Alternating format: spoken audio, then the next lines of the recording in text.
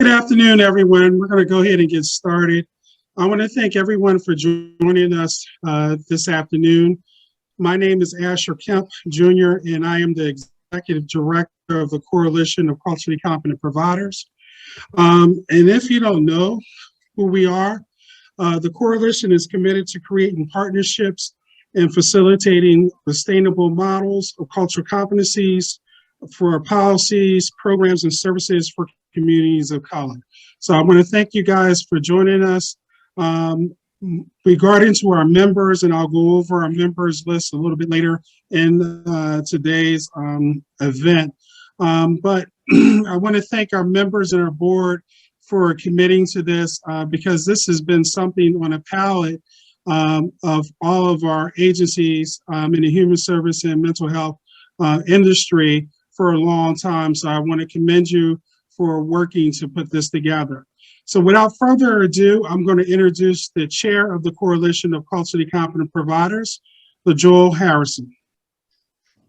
Good evening, well, rather good afternoon, everyone. I really like this time of day that we don't have to kind of start later in the day. We'll all be done and in time to hop into bed early if that's what you're into. I'm definitely looking forward to an early evening. Thank you all for coming today. We have some really phenomenal panelists, a pretty diverse and industry group of panelists today that I'm excited to bring forward to you guys.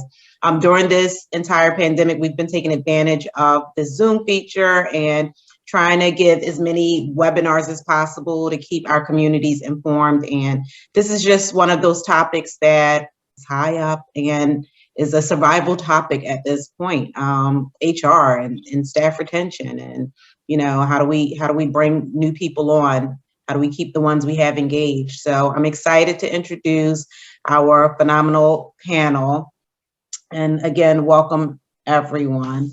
So first we have Antoinette.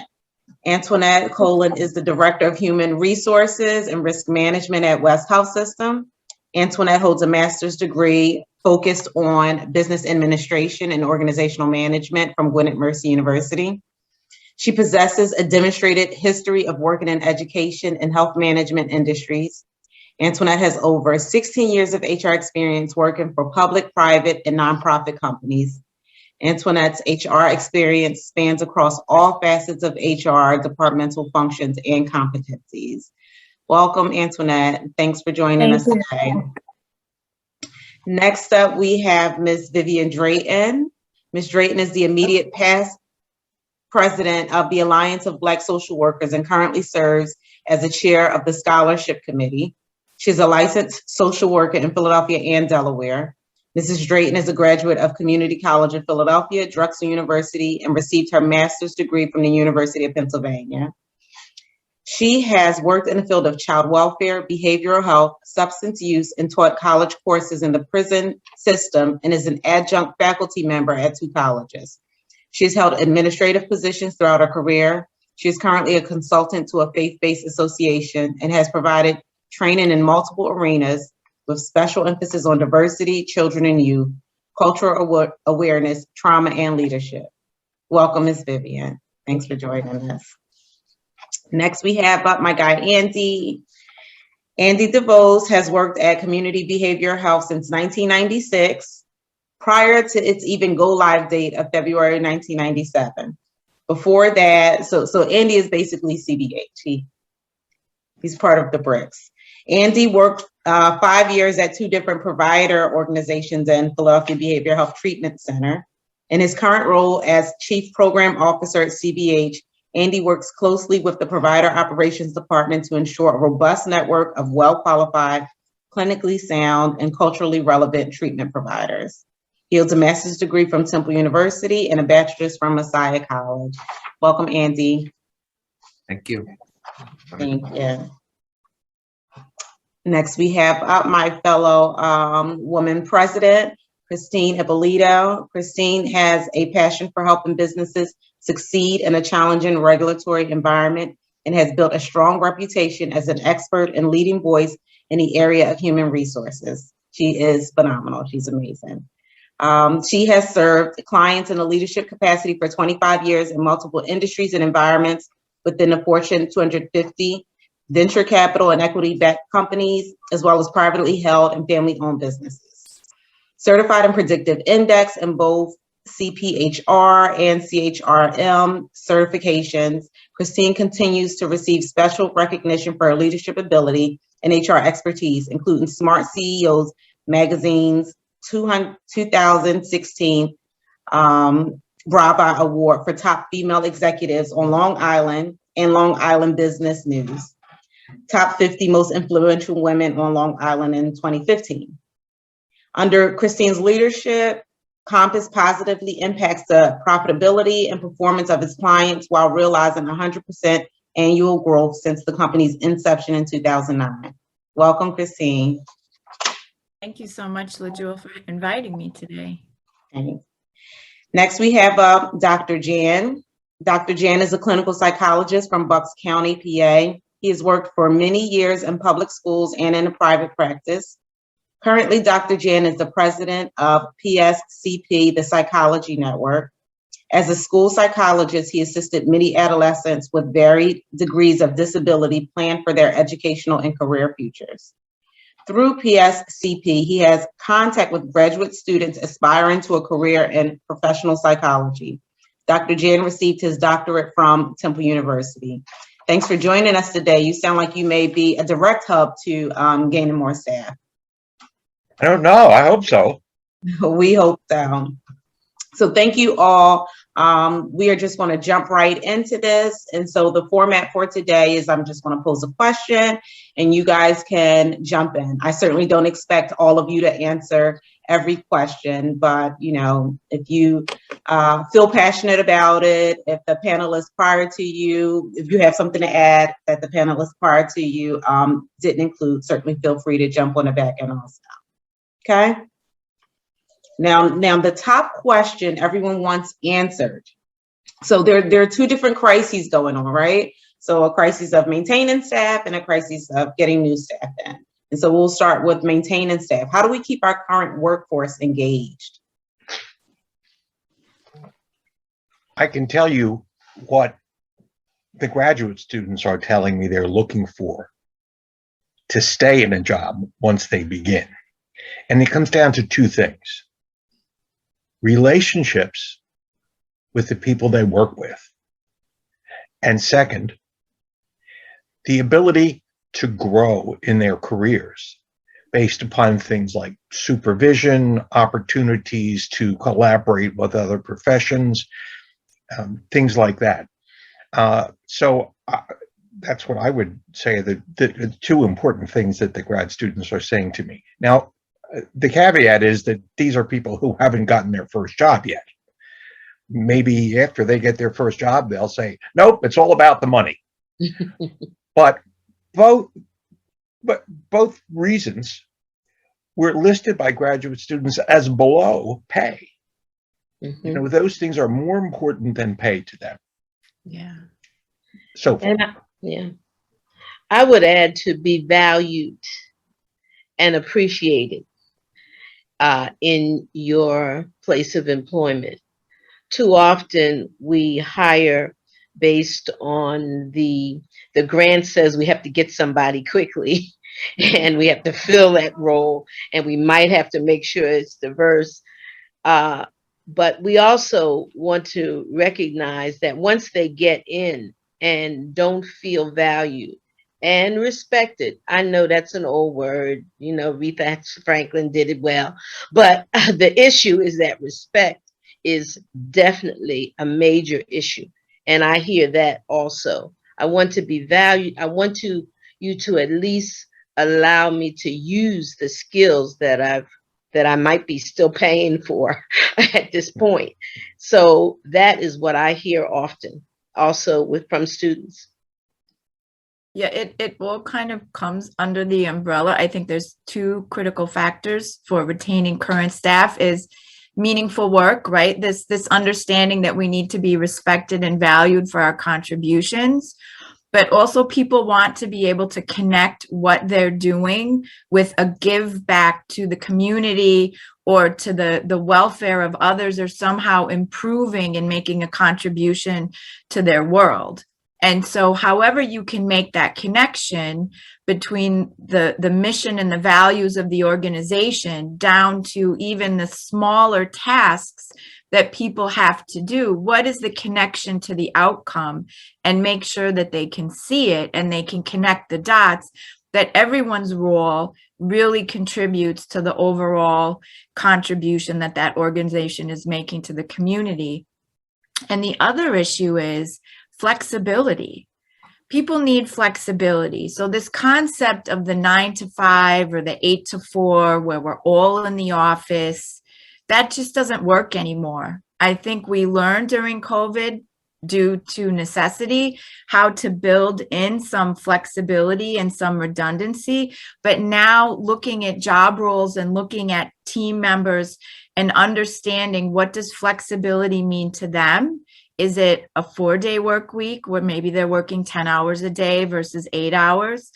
Is it 1 day a week from home? Like, where can we build in some flexibility? And that's a huge opportunity that I still see some of my clients are just so rigid and not being willing to look at someone with 3 or 4 years of service and a positive track record of success, and giving them that flexibility in when they perform some of their work.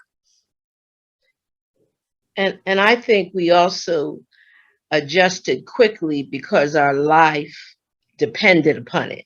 And we made those adjustments. And I think we have to look at workforce development, retention in the same way, because our clients, our patients, and so forth, they need competent people to provide the services. And we know that mental health services are needed everywhere, and it's shown over and over again.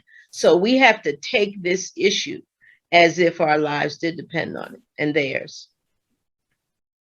So I think that growth is also a good thing to piggyback off of workforce development, because growth could also be just putting them in challenging situations that they can kind of overcome too. So, you can put, employees who are not in leadership positions, you can create little committees that they can kind of oversee the committees, because then they'll develop some leadership skills through that. And it could just be your fire safety committee, and you'll get one individual from each location or from each department to come together and collaborate on making that function better. So just sometimes those little educational pieces and the ability for them to be able to make those type of decisions can also support with some of the retention. And I would just add, and this is a great panel, not because I'm like, I'm loving the answers that I'm hearing, and it really aligns. I mean, the two things that came to my mind were belonging and mission, a sense of mission, which you kind of said. I think the mission we've really talked about, and I think the part I want to add to that is, we have had to flex remarkably the last couple of years. And some of that, there really are task-driven functions that have to be done. And sometimes what gets sacrificed of that is the sense of context, the sense of mission, and really the bigger story of what an agency is trying to do. So I think intentionality around that and really bringing that back to the staff is important. And then what was said about Dr. Jann, Vivian said this in some ways too, about relationships, about feeling valued, feeling rewarded. When we would talk to, and I've talked to a lot of people who've left the jobs, interestingly enough, people do leave jobs for money, obviously, but that's not what they cite of why they left. They left because they felt isolated. They left because they did not have a good rapport with often their leadership. They felt outposted. And I think some of those things that we kind of take for granted, there has to be an extra level of intentionality. And I don't imply that providers haven't been doing that. A lot of times when you're attending to things like getting the job done during the pandemic, those other things get sacrificed. So I think now that we're hopefully coming out, that's really where a regrounding may need to happen for some agencies. Well, and if you think about it, right, what do professional athletes do right after the Olympics? And I would imagine COVID has been the caregiving Olympics that lasted 24 months. They take a break, they rest, they recover, they do saunas, they get massages, they do an ice bath. And I think humans, we're just that way. Your brain is a muscle, you exercise it and you flex it. But at what point does it need a break? Does it need rest? Does it need rejuvenation? And I think sometimes we just keep pushing ourselves and pushing our teams, not realizing that if we took a step back, if we took a little break, if we built in more thinking time, that we might actually be able to make the next leap. And that's a piece that I'm very guilty of, that for myself and for my team. And if I don't intentionally remind myself that that's necessary, then we don't do it. And I think we forget about that, the need for recovery. Yeah, and you guys, from your answers, I really would like for you to expand on so a lot of people want to grant the flexibility that everyone is demanding at this point, but how do you balance that with accountability and actually getting the work done? To me, that comes with clearly defined goals of what the work is and what the outcome of the work is. Now, I'm in the Medicaid business, so I know that there's sometimes, very clear paths that are prescribed through regulation or other things. But what we've seen is redefining what the outcome is, what the deliverables are that need to happen, and focusing on those, not sacrificing the process, but oftentimes we focus on the process and not the outcome, but really defining clearly what are the things that have to be done for this to be successful. Well, and nothing has to last forever either. You can always give flexibility with the understanding that we're going to try this for 30 days. We're going to see how we do, and then we're going to reevaluate, because it may not work for them either. Like it's very interesting that the majority of people want to work in some type of a hybrid environment, not 100% in a physical office and not 100% at home. So what is that balance? And it's a little bit different for everyone. So I think, and different people need different amounts of supervision or oversight or, reinforcement, help, support, management, trying to, even if it's, maybe a half a day from home, or flexing the starting time and the ending time, or changing break times, any little thing that you can do to at least try to meet that person and help them figure out the work-life balance just goes a long way, even to the point of just having a conversation and asking them. Like, we always assume flexibility is this huge thing that we have to give in this huge adjustment. And sometimes when you speak to the employee, it's as basic as, I'd really like to put this one on the bus, or take my mother to the doctor every month, and I just need an hour here, or can I come in 30 minutes later and I'll shift my schedule 30 minutes this way. Oftentimes it's not a huge ask that they're making. I also think that training needs to be revisited. It's often the first thing to go or to shorten. And therefore, if we don't equip people to take on the many aspects of the job, then they come in almost partially burnout. So I do think that the flex time, as well as empowering people who are employed with the training that we desire. If we're talking about cultural competence and so forth, it's not enough to say that's a good thing. We have to be able to give some tools, some strategies, so that people are able to see how it impacts on their work. why they may not be able to get to that particular client or that patient, because they have not really gone into depth in terms of the cultural dynamics that may make a difference. And so I don't want us to put that by the wayside because it is going to come back to us later on. That's basically how the Black social workers were started. We basically looked at the fact that we were not getting the outcomes in the community that we so desired. And we said, listen, we have to do more and design more practice, culturally informed programs so that we can see that our outcomes will be better than they have been. So I just think that we don't want to underestimate that role of training, because often it's the first to go when things get tight.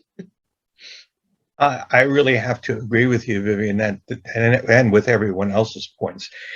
In terms of accountability, I think we have to look at two things. First, the accountability of the employee and the accountability of the supervisor. Supervisor has to help see to it that work gets done, and the employee has a piece of that.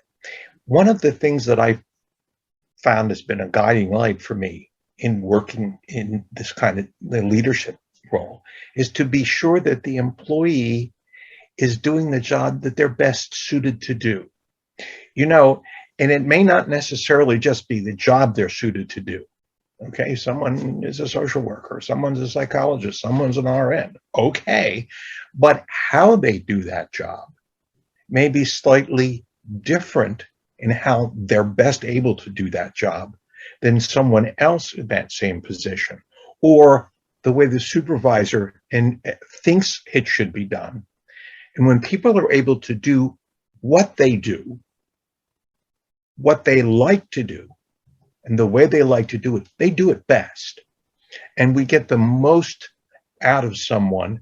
And I don't mean that in a way to suggest that we use people, but rather we let people use their skills most fully and help people in the best possible way.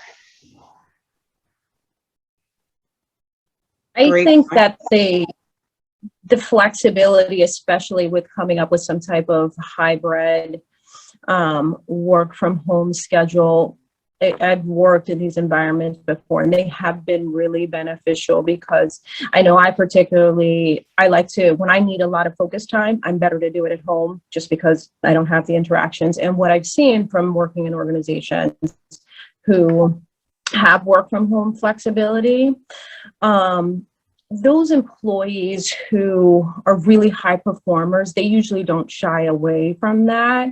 So you can utilize it as a reward system. You know, you want to offer it to individuals. Like I've seen companies where the first 6 months, you know, they're figuring out whether you can perform these job functions, they're training you, and then you go off and you work from home, right? As long as, you know, you can be accountable for your work functions while you're in the office, you believe that they can do them at home. And I really haven't seen too many negatives from that. I mean, you always have some employees who you're going to have issues with, but those employees you typically, you know, they typically just have issues in the office or outside the office. And I know that sometimes work from home has a negative connotation, but it really is a selling point, especially probably in this climate where we need to attract talent. And, you know, we don't always have the big pay rates to give them.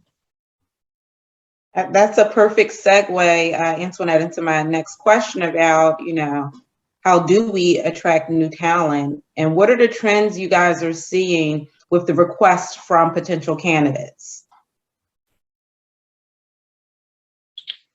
There's actually a big shift right now in people reevaluating their careers and wanting to try something new. So maybe being a little bit open to taking someone who's maybe doesn't have as much experience in the role that you're looking for, but has a lot of strong transferable experience to be able to, they have skills that translate. So what we're seeing in human resources is we have people coming from sales, we have people coming from social work that want to take those communication skills and those listening skills and apply it to learning a new role or responsibility. So if someone has the behaviors, right, the soft skills, it's really so much easier to teach them technical knowledge, computer skills, different software program, different process, than to take someone who has technical skills, but really poor work habits and poor behaviors. So when we're looking at resumes and we're looking at the people that are applying, really being able to think about having that conversation with the candidate where you're looking at the resume and saying, I don't really see here why this person thinks they want to do this job, but being a little bit more open to exploring with them, what's the reason for the career change? How much have they thought about it? What's the conversation to have, and being somewhat flexible instead of just saying, oh, this one doesn't have 3 years of experience in this exact role, having some flexibility to that. I really agree with that, Christine. That was my longest tenured job at, Joel talked about, I kind of came with the furniture at CBH, but my longest tenured job here was Director of Member Services. One thing that we learned there, because it's not an entry-level job per se, but it could be. We had the trainee positions. But what we found was, a lot of the supervisors wanted people with a high level of behavioral health background.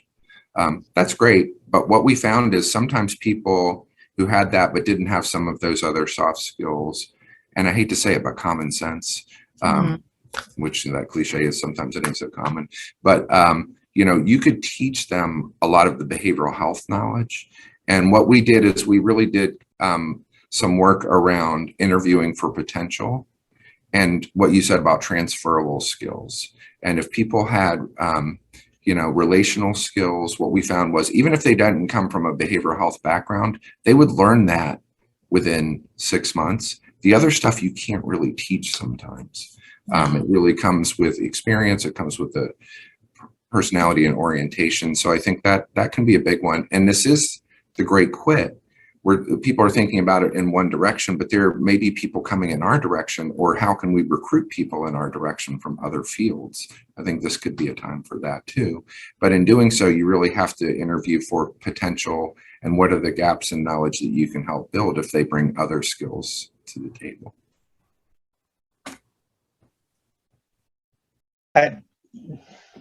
That's a really good point, Andrew.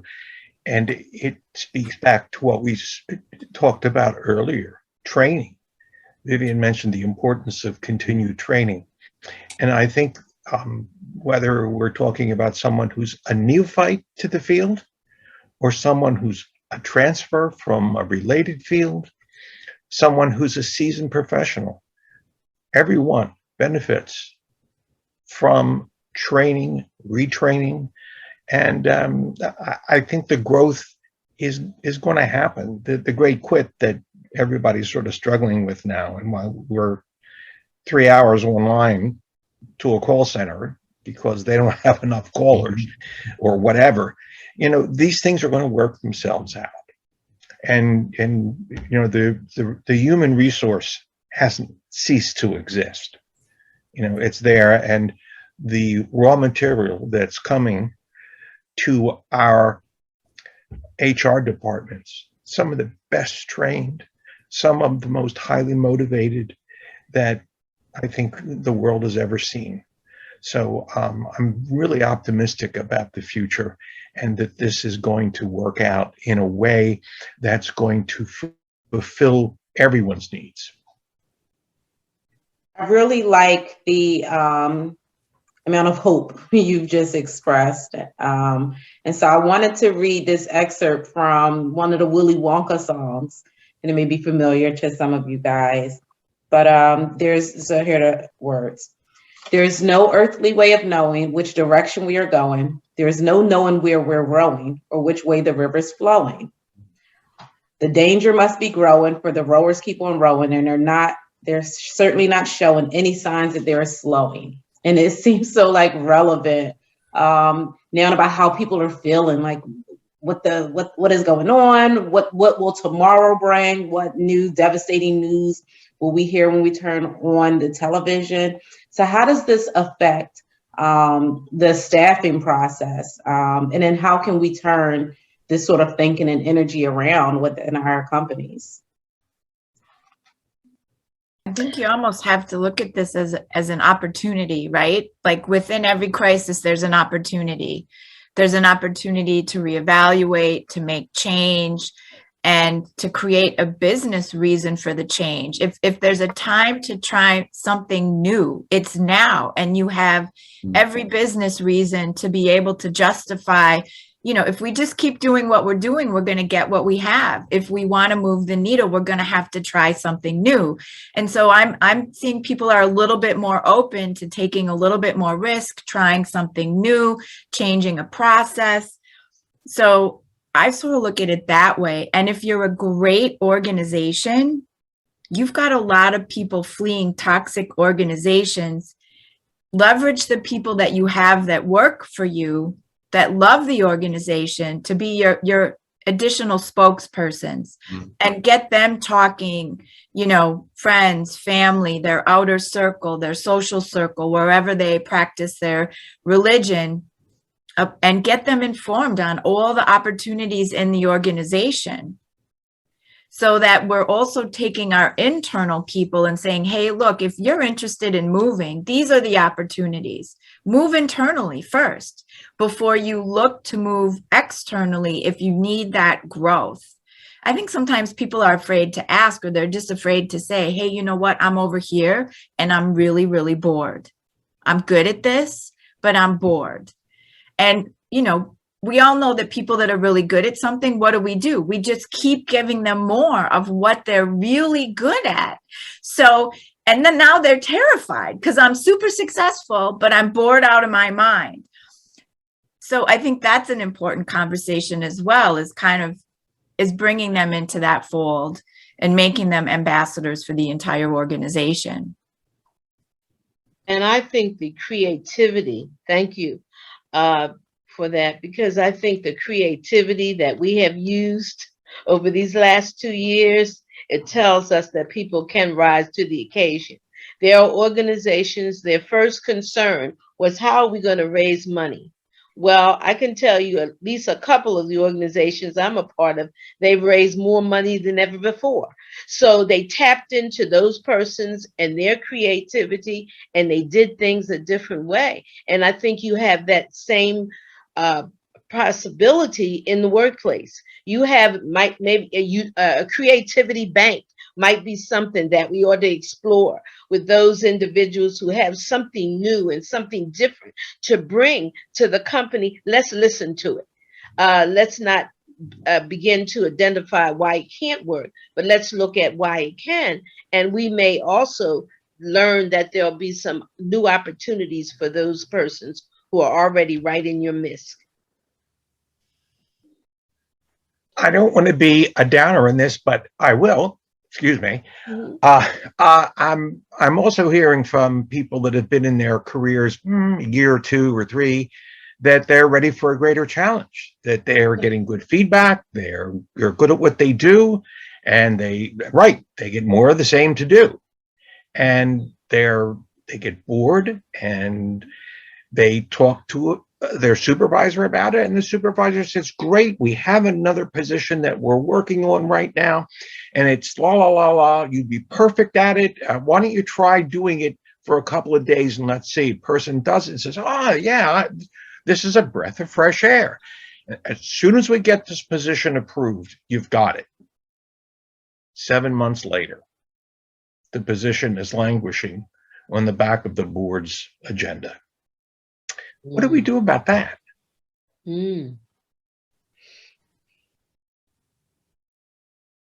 I think that, in addition to, you know, in many ways having your hands tied in granting the employees what they want, and then, you know, not having the resources, the approval positioning to actually grant it, is certainly causes a lot of managers to hit a wall in that way. I do want to ask another question, and then I'm going to open it up to our attendees to ask questions within the chat feature. But so we're on a staff and retention webinar, and we are, majority mental health providers. So this question may seem a little weird, but what advice can you give us, even as mental health providers, about ways in which employee health and wellness contributes to staff retention? Because I think there are ways when we kind of get in the weeds of our managing that we forget. So what advice have you been, giving out to the world, and what can you give us today about health and wellness and how that contributes to the retention of our staff? I mean, I think one of the biggest things that we all sacrificed was time to think, right? Time to reflect, time to just be and process and get creative, because it was a constant barrage of do. And the uncertainty of not knowing if we were going to make it through, right? So we all just kept going. To me, it's part of that recovery. So like to Vivian's point, training, I think, is part of the recovery, but also just reflecting time, thinking time to be able to really just spend a day, no meetings, no Zooming, and just think about how to best do the job or to solve the problem or to connect better with others. We don't give ourselves that pause, and I don't think we give it to our teams either. But I'm just going to go back to something that someone said about board approval. So my background is more from corporate America, but I always found that if I was confident that I had a really good idea and the person that I was betting on was going to win, I would move forward. And when we had a successful story to tell, and then somebody said, well, how could you do this without approval? Then the question becomes, well, what did I do wrong? This is working. This person is happy. They're here. You should bless this. I think the boards sometimes are so far removed from the day to day, and they're in their own circle of crazy, right, that's going on, that why do you need to ask? If you can give that person that role and the other role is still getting done, why do we need approval? Like, what is that? I guess, maybe that's a little bit more risky, and sometimes you need to go find money. But if you lost a position, you always have that gap in the salary between, I have an open position, I have this money sitting here. You have that money. Now you just have to plan out the fill, right, for the next hire, so that you have that little bit of extra play, that maybe it's only $2,500 or $3,000 to give to the person over here. So if you actually let people manage to a budget, but I don't know if that works for everyone, but I always found that if I was confident that I could achieve success, I would just go. Ask for forgiveness. I'm not a big fan of asking for permission. I will ask for forgiveness if I'm wrong. But if you think you have a good strategy, then just be bold. We certainly have to have some adjustments in boards too, who sometimes don't always hold to their policies, so change doesn't always occur, and that's something that also needs to be worked on. That sometimes board members get stuck in one place. They've been there for 20 years. They haven't adhered to the turnover policy and so forth. That's another issue, but I think it can be done as well. I think those supportive piece, and it's probably a little redundant to say, but really supporting your staff members and checking in with them and making sure they're okay. I mean, we're all working in a behavioral health entity. You really want your employees to be mentally healthy to kind of produce the greatest product that we can for our clients. So having like real connections with them, when they're having challenges, be open, don't be so forceful with people. Just really having those genuine relationships with your staff members. Yeah, that's what I was going to talk about, Antoinette. I've read something recently about, especially in a hybrid or virtual environment, some of the things that you should really account for. And checking in. And first of all, about the field, I'll speak for myself. I think a lot of people assume, oh, it's behavioral health field, so people are that much more aware of self-care. They're often not. They're often looking to save the world, save others. So really, I know myself, I try to be a fairly emotionally intelligent person. I'm horrible at self-care. I work myself into the ground. I don't. So I think really being intentional about that, making sure people are taking, we've talked about it here, taking both the small breaks they need and the larger breaks they need that are allowable with their, remind them, especially if they have time off, like, you know, it's okay to take time off. But also strategically over communicating to an extent, especially if you're in a hybrid environment. And I think about the, you know, it's kind of a little bit of a harsh analogy, but it's, you know, when you're at the beginning of a flight and they talk about that, if this drops down, you need to take care of yourself with the mask before you take care of others. It's really true, where we need to make sure our staff are being cared for that way. I'm kind of a kindness radical. I think kindness can't be overrated. It's in this world. So I think, you know, it makes a big difference when your staff know that you actually care about them as human beings. I agree with you, Andrew.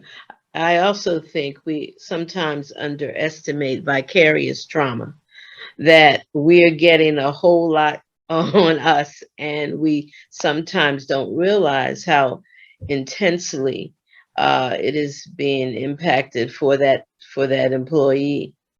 And I think that's something we need to pay more attention to.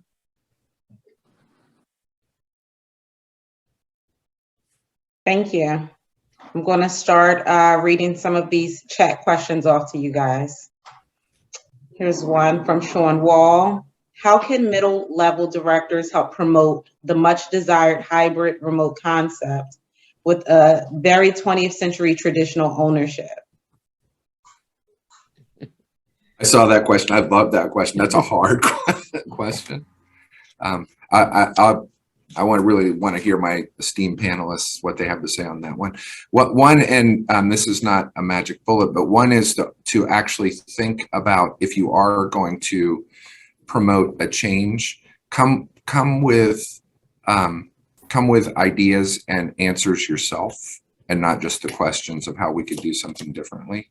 If you can, you know, you might feel limited in doing that, but really, if you're thinking about, you know, a different model or a hybrid model, and that's really going back to some of what we said about what are the outcomes that need to be obtained, what are the deliverables, talking about how those deliverables can still be either maintained or even enhanced, even done better in a different kind of approach. And if there's ways that you can package that, so you're not just coming with the idea, but you're coming with some of the answers. That's one thought I had on that. That's a great question. Or coming with a business case, right? Like frame it like a business argument. What's the return on investment? Yes. What is the opportunity cost? If we can prevent one person from leaving, what does that dollar number look like to the organization, or the knowledge retention that we're keeping, and approach it from that way. I find sometimes people, they have so much conviction about what they want to do. It's an emotional argument and it's not a business argument, and you lose when you have a very structured hierarchical organization, if you can't have a business argument laid out that shows numbers. Exactly, Christine, I agree. You should be able to know, how much did it cost us to train 3 new people versus keeping this one, and be able to have those kind of comparisons so that they will buy into your plan. Sometimes people at a certain level become very afraid of change. And so let's say the mid-level manager embraces the need for change, recognizes what the employees need, but the boss, the CEO, is like, no, I'm afraid to change. I'll lose too much money. I got here because I did this. And if I do it different, it's going to fall apart. So I think using a business model, talking about dollars and cents, talking about emotional costs and emotional relationships are all ways to influence somebody to let go of old ideas and embrace something new. It's not something to be afraid of, but it's something that is inevitable. You know, when the wave is coming in, it's much better to float than to try to stand there and keep it from washing you over. One other thought on that is, and I don't want this to be a frustrating one, is that sometimes, especially old school leaders like that, they have to marinate, for lack of a better word, on things. So they may not, you might not, I love this about making a business case. I think that's brilliant, but they may not get there on the first go round. And I don't want to say that to like have you keep running up against the wall, but you know, and I don't want to tell too much CBH business, but we process some stuff at the officers level, and it took us a while to get there. We're really getting feedback from staff, and you know, eventually came around to what people wanted. So sometimes, you know, and even thinking about what's the right venue to present this to the person. You know, is this one-on-one? So sometimes some leaders really need to hear things a few times, and thinking about who your leverage point people are, who do they tend to listen to, and see if they can help you champion it, especially if it's like a business case model. In the mental health field, we all know, I guess, about things like creating cognitive dissonance. And if you can create a little cognitive dissonance, the old assumptions really don't fit anymore. That there's going to be a change. I think if you make it easy on them and you create the structure for the program, then maybe they may be able to, you know, they may be more willing to listen, right? Like, how do you keep people accountable who are working from home? Me, I have a check-in system. They say good morning when they sign on. They, you know, they send me an email when they're going to lunch, when they're back from lunch, when they're leaving for the day. And those in between hours when they're not on lunch, then the expectation is that I should be able to get to them quickly, either through email or through phone call. So you know that they're kind of sitting there at their computer and they're working. So you can have those type of check-in systems. And then, you know, you really, if you're going through a severe labor shortage, you market it with that. You say, listen, we're having this really severe retention or recruitment issue. And it is really because of these factors, right? Because of pay. It is really because other organizations are permitting people to work from home permanently. So it all depends on how you package it. And if you make it easy, sometimes they have so much on their plate, your leaders, they may just say, all right, just talk to other people and see what happens. And if you can get, you know, other people to kind of collaborate, then you might have a little bit more of a better selling point that way. Before I get to the next question in the chat, it made me think of something else. And so I want to ask this question first, and then I'll ask Lori Harding's question. So how does diversity in the workplace affect staff retention and recruitment?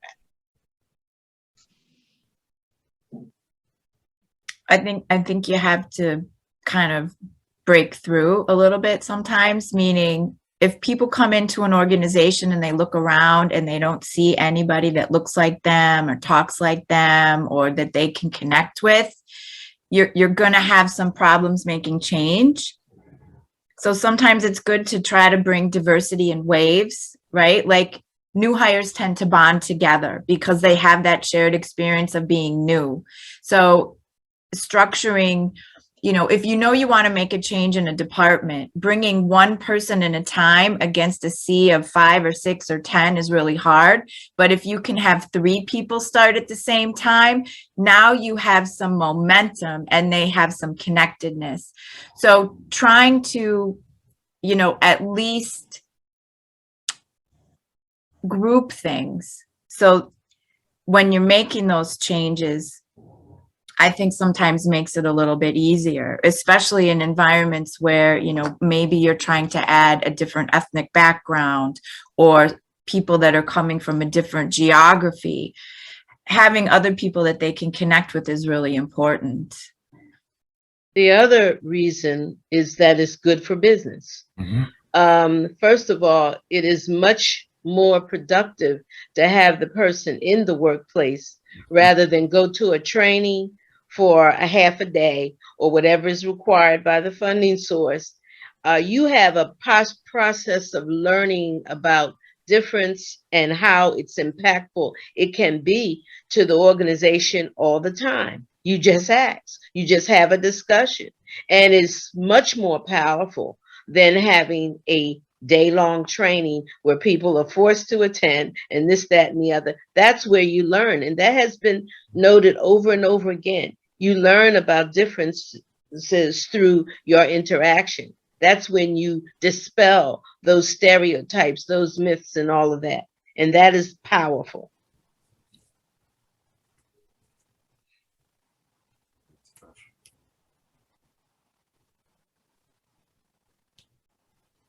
Okay. Andy, did you want to add something before I read this No, question? I just said that's great stuff. I mean, I think, you know, also being just intentional about it, and finding ways to celebrate your diversity. I mean, easily the #1 thing annually at DBH IDS was Diversity Day. It also had food. I like to eat. So, you know, but, you know, we set it up where people would come through, have, you know, booths of really to promote culture. It was so informative and bonding. You know, I think so. Just having an intentionality about it. And I love what Christine said about people bonding when they come together. I think that's really important. We have colleagues at CBH who still hang out because they all started on the same day. And really thinking about some of what Vivian said about how people learn together, and really looking to the people you're hiring to also teach you, not just for you to orient them to the job, but how do you, you know, welcome them and value their cultural perspectives really from the door. I think that's a really good point as far as welcoming them. Like, figure out who your most welcoming staff members are and have them buddy up from day one. So that way, you know, they're being brought in by someone who genuinely makes others feel welcome. And to what extent can mentoring work in that? I think if we can find employees to mentor employees there that are a little bit different from them, suddenly people will find commonalities. That's a really good point. I mean, you can have that welcoming person, they can give them tours, you can create buddy systems for maybe the first month of employment. If you have, you know, if you have like a team of clinicians and you pick your most welcoming clinicians to kind of train them. Okay, I'm going to go into the, sorry, Antoinette, I'm going to go into the question. Sorry, Can you, so this is Lori Harding's question, can anyone share a short YouTube type resource for training on cultural safety and retention of BIPOC people, BIPOC staff at an outreach homeless organization? So this is a very specific question, but I guess the gist of it is around, and if Lori wants to write another comment in the chat to add a little more clarification, but I'm assuming the gist of this is specific training for the retention of BIPOC staff. And if that's a thing. And certainly, if you have no experience with that, we'll move on. We'll come back to it when Lori offers a little more clarification for us. Okay, I'm skimming for other questions.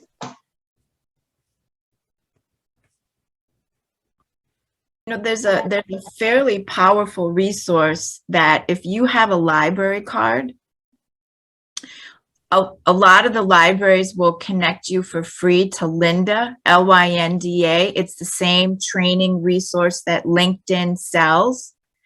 And that is an extremely diverse free source of, everything from Excel to leadership to writing skills.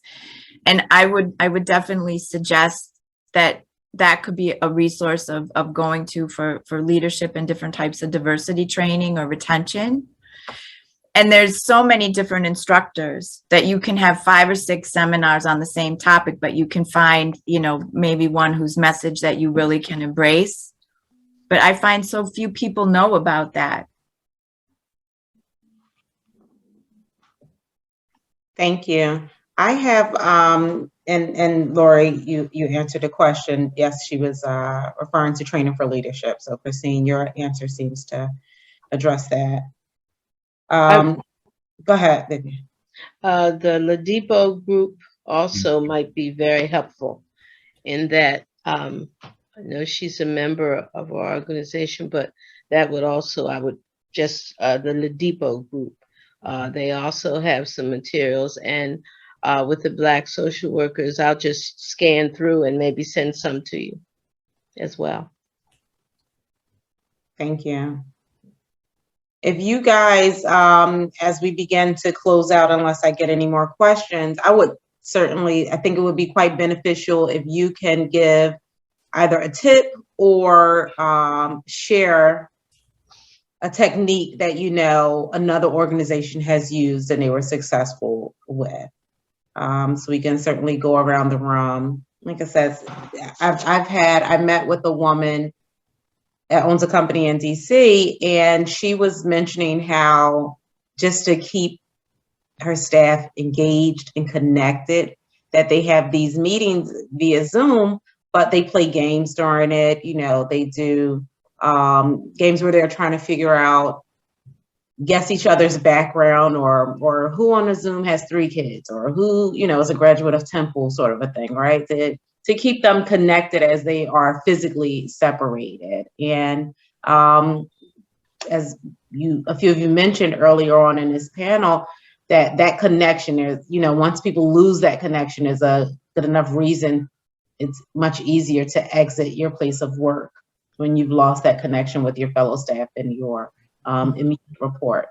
So if you guys have any other ways that organizations have been successful, certainly share those tips. I think you have to get to your frontline supervisors. That's the line of defense. And I think sometimes we promote people to that first supervisory position and we really let them struggle and flounder. And they need a safety net, they need some resources, but they're also the ones that if you sit down and talk to them, they really kind of know what's going on. They just don't know how to fix it. They can tell you the symptoms, they can tell you the signs, but they can't give you a solution yet. They don't have that experience. And they're oftentimes afraid to ask for help because they know, that they might not be dealing with everything the way they should be. And I think Andy mentioned it, or someone mentioned it. People quit their supervisor, not so much the organization. They leave their manager, right? That's like a relationship. And if you find that someone just can't get along with their manager, I'm not a huge advocate of transferring a problem to another department, but sometimes you just have people that just can't get along. Like not everyone is for everybody. See if you can find another spot for them where they can connect. A great tip for retention. I think the buddy system that we talked about earlier, I've seen that work, where people just join it. You have to be selective of who you match in that process, as Antoinette indicated. You don't want to get the chief complainer. You want to get somebody who's motivated and really thinks a lot of the organization. But I think that buddy system can work. I also think it's important, and I know we have to limit this, but to include a few more people in that final interview process. We sometimes are so quick that We sometimes don't want to do some of that panel interviewing that I've done in the past, but I found it very helpful because people take ownership for being a part. You have to be careful with it, but I think it can empower those persons, because you may ask someone to sit in for part of an interview that may not be at the top of the organization, but they do great work. And they might be able to help to say, I think this person should be considered. You make the final say. But I think if we're going to empower people and make them feel valued, they have to be a part of wherever they can be a part that will make a difference. I think sometimes supervisors work way too hard, trying to how to make it right, how to make it work. I think focus groups are a great idea in this day and age, and they can be done by Zoom. And you just take people, representative sampling of people. Again, not your biggest complainer necessarily, but and just give people maybe 2 or 3 questions and have them discuss those questions and listen carefully for new ideas. Listen carefully for ways of doing things. How do you want to do this, folks? And okay. I mean, it's like when you're working with a kid and you want a reward system. The psychologist says, well, we have to set up a reward system, and the parents say, I can't afford to go to Toys R Us every week, or well, I can't afford that. Ask the child. And the child comes up with, can I get to watch a cartoon on Saturday morning? Really? Sure. Okay. So, just listen and have those focus groups, and people will love feeling listened to, being a part of something important and being valued. And I think when you listen to someone and put something into action, that brings us back to something Vivian said in the beginning, feeling valued. I think also within your recruitment strategy, if you have really good interfaces throughout the interview process, sometimes that's a selling point to get somebody on board. Because if I'm getting paid a little bit less, but the culture felt a lot better, I may be more inclined to accept that position. So really pay attention to who's performing the interviews. And then during that process, have the hiring manager kind of sell different things, different portions of the organization. So if you guys have fun activities that you do, then that's the time that you kind of want to bring those things up. If you have a really great ethical leadership, then you kind of want to mention those things. Find the positives in your department, find the positives in your organization, and present them at pre-screening and interviewing and all of those other steps. So that may help you, kind of attract some talent. We do, at the end of our selection process, we do a team interview where the objective of each member of the team, and we include interns in this process, is, would you be excited about this person joining? Do they bring a new skill to the table? And do you believe you can build a positive working relationship with them? And when you bring someone in for a final interview and they get exposure to the entire team, and the team introduces themselves and just talks a little bit about what they do, their role, what does their day look like. We go around, we just spend a little time on that. The candidate introduces themselves, shares what they think is most relevant about their background, and then is allowed to ask questions of the team about the job. That's where the fit piece really comes together and people get excited. So that when new people come on, everybody on the team is jazzed. They're excited. They're responsible for making this person successful. It's not a surprise. They're looking forward to it. And they're thinking about, when I was onboarded, if there was one thing that I could have been given or would have been shared with me earlier on, how would that have made me more successful or been more helpful? They're tasked to do that. So it's like a continuous improvement methodology where you just keep adding on, and that onboarding program gets better and better and sort of builds itself over time. But it's a great way, to Vivian's point, to say everybody on the team is important. Everyone's point of view is respected and valued, and everybody's here to make us successful. And I've had such great feedback from candidates, so that we've worked that a little bit more with our clients, again, who get scared. Oh my goodness, we're including people. What if they talk about salary? You just set the ground rules in advance about, this is your question. This is the answer I need from you. And people follow it and they love it. And one thing, a couple things I would add, this is really great too. I'm glad this is recorded. I want to go back and look at these for some ideas. One is that I think sometimes you get caught up historically in when this is more the front door that people are talking about now, in the interview process, that you're really looking at the candidate and they're kind of, it's a one-way street too often.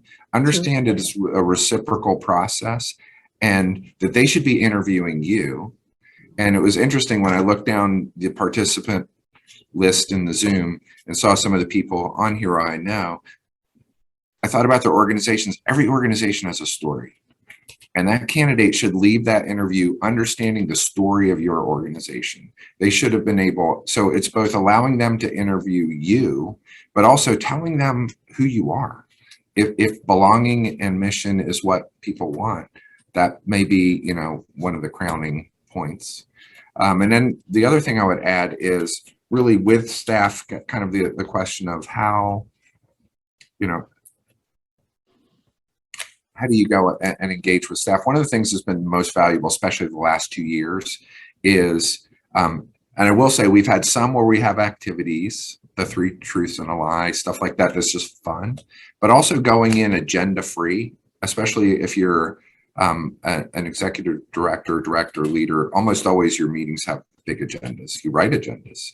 Like going in and to an open meeting with staff, you know, to put your guard down, let people see that you're human, I think is really important. Just spending time with, and obviously it's not something you can do constantly, but even if you do that quarterly, going in agenda free, just to show the humanity of yourself to your staff, of manager groups to your staff, I think is really important.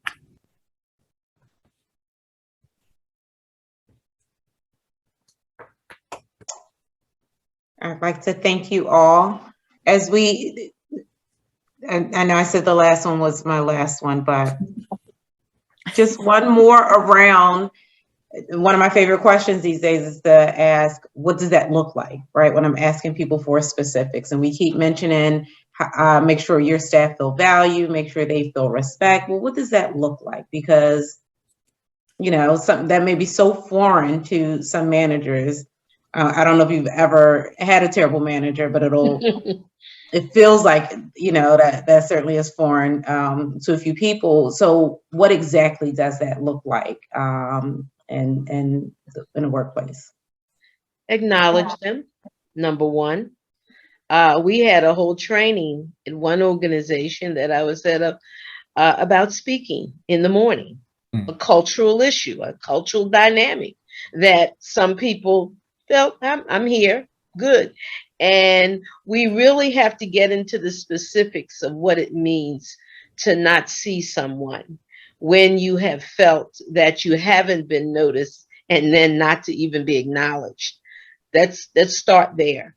And then also to give credit to them, not only to call them in when there's something wrong or when there's been a major issue, but also to have a intentional process for recognition. Now, I'm not sure you have to have a every month thing, but I think that there needs to be some process where we acknowledge, and it doesn't have to be at a particular time. Somebody intervened over a major issue that impacted the company in a major way. So therefore, you know, you want to acknowledge a storyline, a something in the newsletter, whatever, without any confidentialities lost in that. But I think that that's one way. And then we need to be mindful of the memos that we write and how we write them. That can be downers. That has been written about. I mean, you just the tone of a memo can take a person down, and then it's sent around to everybody. We need to be more conscious about that. and those kinds of things, small things, but big things, or a few. I think you can also let people recognize their peers. That's right. Like having a way to recognize a colleague or a coworker or someone in another department that went above and beyond or went out of their way to help them, and a way to say thank you or just give them some recognition. Like we have a monthly team meeting and we call it the Crushing It Award. So they are allowed to nominate someone on the team who just helped them crush an issue. That's right. Overcome a challenge. Yes. Thank you. And then humbling yourself, like understanding human behavior too. So if I'm working on a ton of things and I'm a little dismissive, I would go and I would call and say, listen, I'm sorry, I didn't hear you out. I really want to hear what you had to say, right? Recognizing that the way that I reacted may have, caused some trauma there. And I do that sometimes even in employee relations. So if I have two individuals who are not getting along, or if I have an employee, I'll give you a better example. If I have an employee who calls and they're saying, my manager was dismissive with me, I have conversations with that employee, and I usually don't take it beyond that employee unless they want to kind of pursue an issue. I have a real life conversation with them and I say, hey, your manager's human. She may have just had a rough time. She may be having a bad day. Just give her some space and then see where it goes from there. Like, don't just automatically assume that the world is coming to an end for you, or, assume that they dislike you in any way. I've seen staff meetings where in the middle of the staff meeting, there'll be a video, but the video will not be of some recognized expert or of the boss giving an inspirational speech, but it will be someone else. Now, in this professional context, I've seen professionals say, all right, I found an article in a journal that maybe you people haven't read, and I'd like to share it with you. And the medium is the message. Doing it on a video, so the person has a chance to rehearse it, the person has a chance to script it. And this, coming from the rank and file, elevates that person and elevates all the rank and file in the recognition of a peer. Think in terms of who has high credibility and try to link to them. It's a really great point. Good point. These were wonderful answers. Mine is just more something I learned a while ago. This is probably oversharing. Here, don't read it. This is my list. I'm lists. Like, these are the things that are hanging over my head this week. And, when somebody needs you in the moment, you're in your list, you're in your task, making yourself literally stop. It used to be physically turn, because sometimes, somebody would come into your office and you can answer them without even looking at them, literally engaging. And then I love some of what was said about appreciation and thankfulness. I personally just meditate on what I'm thankful about my team. And I know I'm partial, but I have the most amazing team at CBH right now, called the Dream Team. And just, really literally list the things you're thankful about for that person, personally and professionally. Speaking of that, I'm thankful that my president is on the webinar today, and he's been typing away. So Thank you. It's really good support. It's great. Asher, you're checking back in. You ready to take over the mic? As Asher gets back on, I'd just like to mention, following this panel discussion, you guys will get emails to complete a survey. We are always looking for ways to improve, to best deliver information to you guys. So please fill it out and get that back to us. Great. I want to just thank our panelists, and also for our panelists, if you wouldn't mind, whatever information you're comfortable in sharing with our audience, Some audience members have asked if they could contact some of the panelists. So whatever information you're comfortable in sharing, if you can please also put that in the chat. And also, LaJoy, I want to say you can still tell who has children from your Willy Wonka comment. And I'm going to give you a comment because also I have small children too. And it's from Boss Baby. And it goes something like this. It goes, either you let the day run you or you run your day. And so I say that comment is that, you know, for most of us who have been in this field of mental health and human services for some time, and we have talked about, you know, looking at a process to retreat this in terms of how do we hold staff and recruit staff. So I want to thank our members of the Coalition of Culturally Competent Providers for putting this on. And this is the first of 3 series that we are putting together. And so we do have the date for the next series.